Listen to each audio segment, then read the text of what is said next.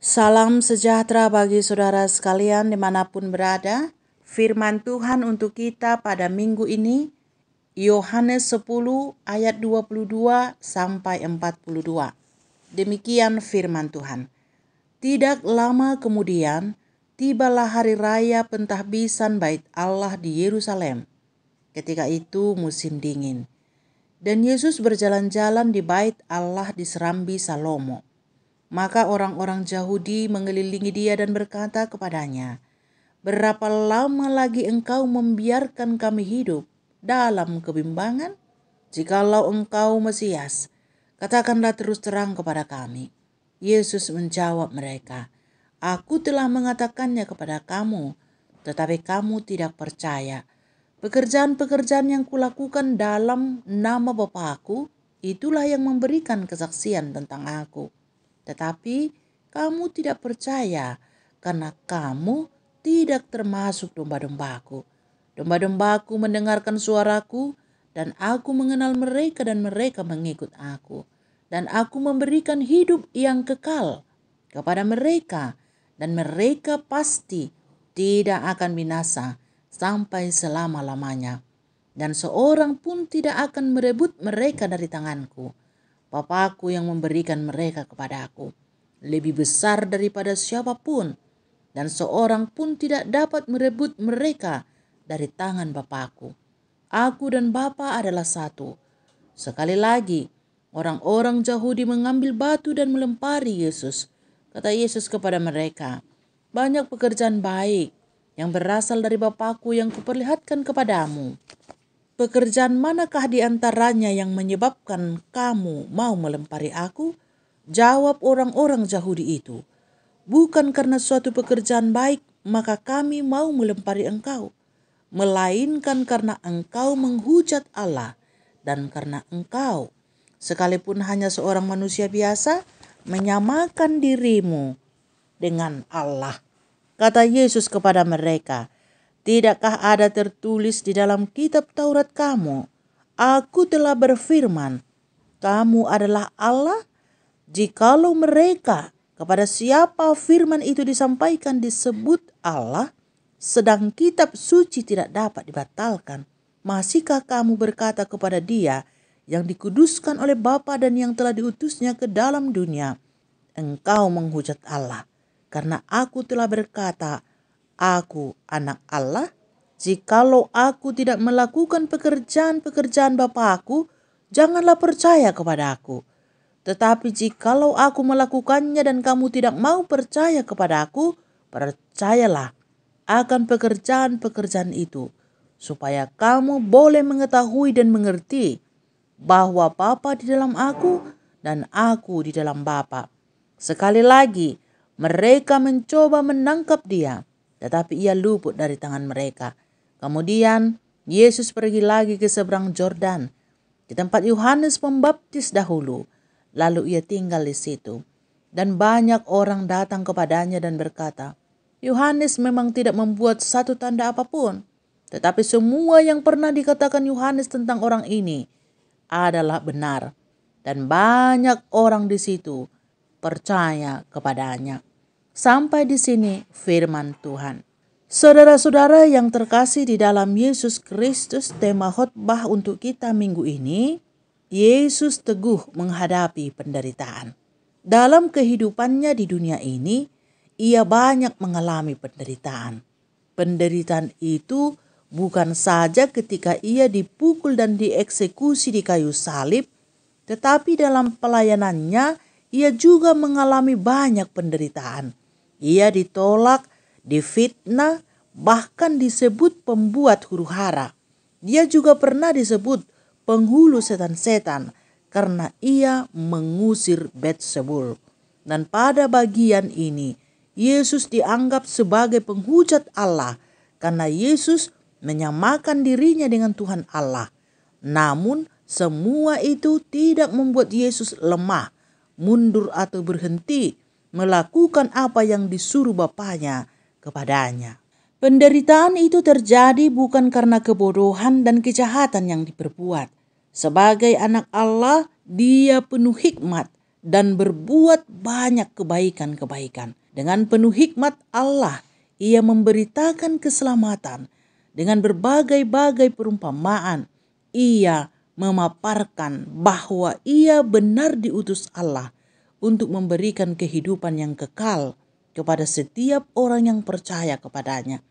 Yesus menyebutkan dirinya sebagai gembala, dan orang-orang yang mendengar serta mengikutnya dinamainya dengan domba-domba Allah. Domba-domba itu mengenal suaranya dan mengikutnya, dan tidak ada seorang pun yang dapat mengambilnya darinya, sebab Allah lah yang memberikan domba-domba itu. Golongan Farisi dan Judaisme saat itu tidak termasuk domba-domba Allah. Itulah sebabnya mereka menolak dan tidak mendengar sang gembala. Penjelasan Yesus membuat orang-orang Yahudi gusar dan melempari Yesus dengan batu. Lihat ayat 31. Mereka juga sudah berencana untuk menangkapnya, tetapi Yesus luput dari tangan mereka. Perbuatan-perbuatan Yesus menyaksikan bahwa ia anak Allah, dan bukan hanya itu, tetapi kesaksian Yohanes Pembaptis membenarkan bahwa Yesus adalah Mesias, sebab semua yang dikatakan Yohanes Pembaptis itu benar adanya. Hal ini membuat banyak orang percaya kepada Yesus Kristus di seberang sungai Yordan. Ayat 40 sampai 42. Saudara-saudara yang dikasihi Tuhan Yesus Kristus, kita adalah utusan-utusan Tuhan Yesus untuk meneruskan pekerjaannya memberitakan kehidupan yang kekal. Kita harus siap menanggung penderitaan seperti sang gembala agung. Jika ada yang merasa enjoy dan nyaman, itu sangat dipertanyakan.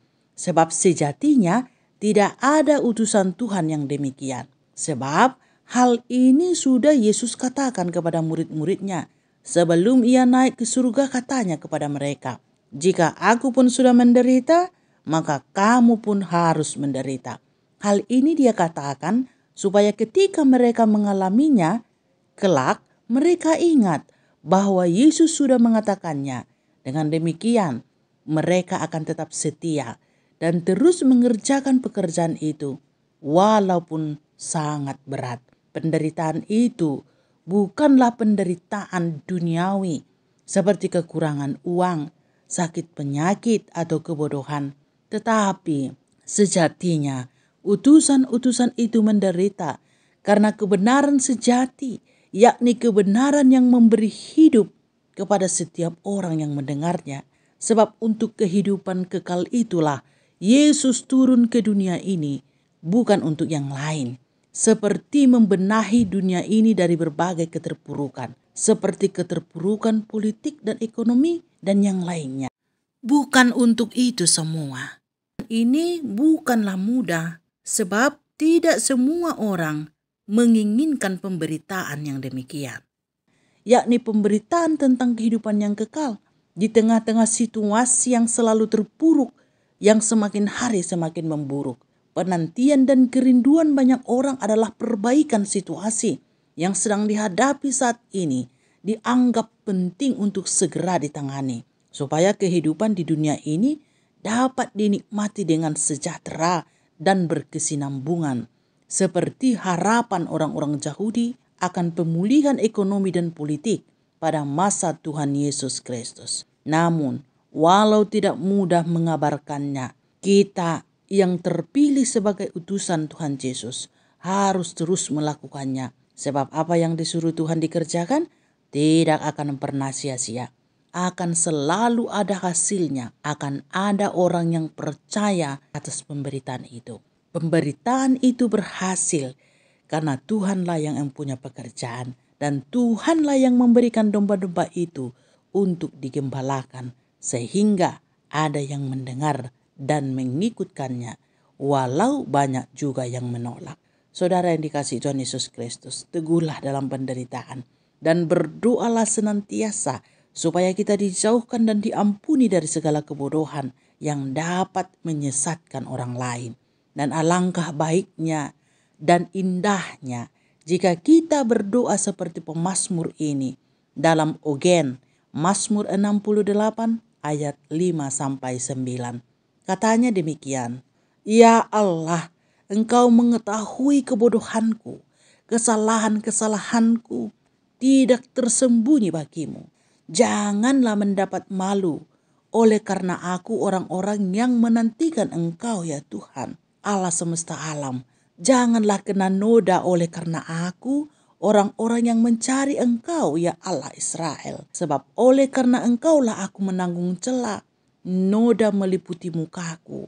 Aku telah menjadi orang luar bagi saudara-saudaraku, orang asing bagi anak-anak ibuku. Sebab cinta untuk rumahmu menghanguskan aku, dan kata-kata yang mencela Engkau telah menimpa aku." Saudara-saudara yang dikasihi Tuhan Yesus Kristus, dalam penderitaan ada penolong dan perlindungan kita. Berserulah kepadanya seperti yang dituliskan dalam Invokatio. Aku berseru-seru kepadamu ya Tuhan.